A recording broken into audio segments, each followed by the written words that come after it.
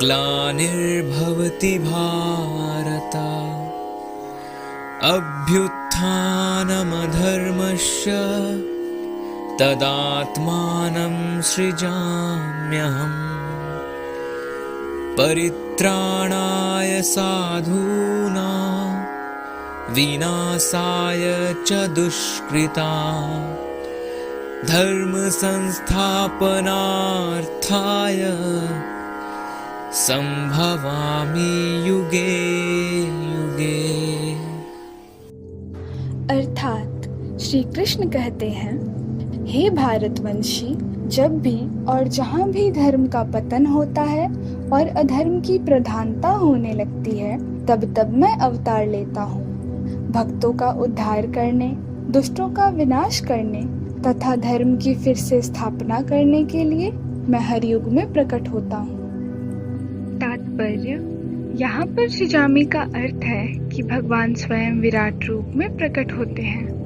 जब भी धर्म का नाश तथा अधर्म की जीत होने लगती है तो वे अपनी इच्छा से प्रकट होते हैं। धर्म के नियम वेदों में दिए हुए हैं और अगर इन नियमों के पालन में कोई कमी आती है तो मनुष्य अधार्मिक हो जाता है।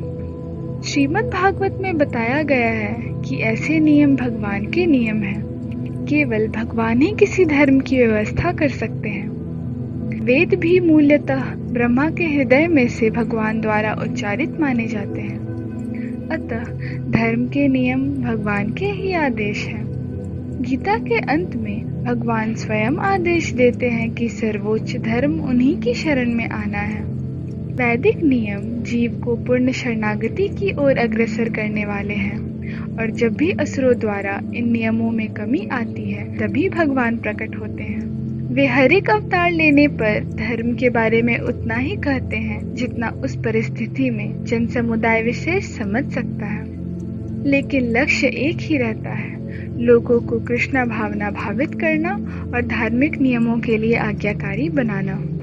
कभी वे खुद प्रकट होते हैं तो कभी अपने प्रामाणिक प्रतिनिधि को अपने पुत्र या दास के रूप में भेजते हैं या वेश बदलकर स्वयं ही प्रकट होते हैं, जैसे श्री कृष्ण चैतन्य महाप्रभु हुए थे। भागवत गीता के अनुसार साधु कृष्ण भावना भावित व्यक्ति है। अधार्मिक व्यक्ति में भी अगर पूर्ण कृष्ण चेतना हो तो उसे साधु समझना चाहिए। दुष्कृताम उन व्यक्तियों के लिए आया है जो कृष्ण भावनामृत की परवाह नहीं करते। ऐसे दुष्कृताम या उपद्रवी मूर्ख तथा नीच व्यक्ति कहलाते हैं, भले ही वे सांसारिक शिक्षा से सजे हुए क्यों न हो। इसके विपरीत यदि कोई 100% कृष्ण भावनामृत में लगा रहता है तो वह विद्वान या सांस्कृतिक न भी हो फिर भी वह साधु माना जाता है। जहाँ तक नास्तिक व्यक्तियों का पक्ष है, भगवान के लिए जरूरी नहीं कि वे इनके विनाश के लिए उस रूप में अवतार लें जिस रूप में रावण या कंस का वध करने के लिए वे आए थे। भगवान के ऐसे अनेक सेवक हैं जो असुरों का संहार करने में सक्षम हैं, किंतु भगवान तो अपने उन निष्काम भक्तों को खुश करने के लिए विशेष रूप में अवतार लेते हैं जो असुरों द्वारा हमेशा तंग किए जाते हैं। असुर भक्त को तंग करता है, भले ही वह उसका सगा संबंधी क्यों न हो। जबकि प्रहलाद महाराज हिरण्यकश्यपु के पुत्र थे, फिर भी वे अपने पिता द्वारा सताए जाते थे। इसी प्रकार कृष्ण की माता देवकी जबकि कंस की बहन थी, फिर भी उन्हें तथा उनके पति वासुदेव को इसीलिए दंडित किया गया था क्योंकि उनसे कृष्ण को जन्म लेना था।